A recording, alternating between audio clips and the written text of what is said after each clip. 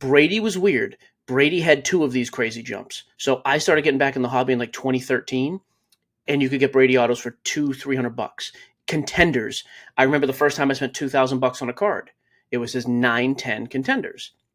And I was like, man, I think I'm really going to start loading up on Brady stuff just because I wanted it. And who cares? It's never going to go down. I'm not going to make money, but I'm not going to lose. Um, and so fast forward 5, 6 years later, 2018, 2019. So first of all, 2014 happens. He wins his first Super Bowl in 10 years. And it's like, oh, wait a minute. Maybe he is better than Peyton. And then he just goes on this stupid run. The second half of his career is a Hall of Fame career in and of itself. End of like 2019, though, so not even anything to do with COVID. All that stuff 10x'd. $300 autos were 2,000 to 3,000 bucks. I'm just coming off a job where I made 35,000 a year, and I was like, now I've legit got 150, 200,000 in cards. I sold everything. That's how we funded the breaking too, which started. So we funded the breaking. We got our first rental property, and I was like, all right, let's see what we can get going here. And then we were and like, hey, maybe we can finally get out of this 2-bedroom apartment. At the time, it was life changing to me, and I was like, I've always had that number. If I can do X, Y, Z, I'll do it.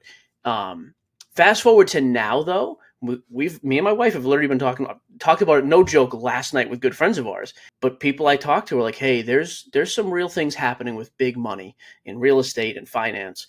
We're starting to get like this hopeful feeling. And I have two guys I talked about this that just have made a ton of money and I trust. To get back to the point, they were basically like, do you have like a walkaway number? And we were talking about houses, like my rentals now. And I was like, I had always thought I'll hand those off to the kid.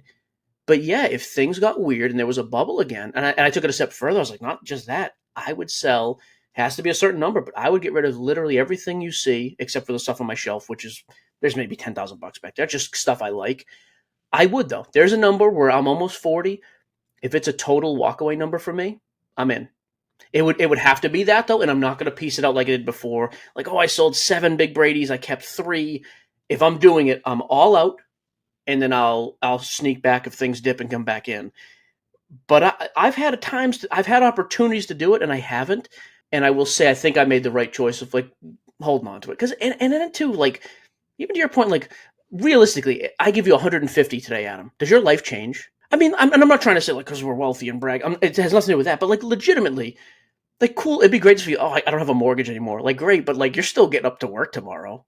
Like that's what I mean. Like my number, it's like if I'm gonna get rid of things that 8 times a year I pull out of the safe and really look at and enjoy, that's worth more to me now than like having this chunk of money. Now, if it's total like walk away, million, okay, I could justify that. But I do. I'm like, man, these even like massive amounts of money.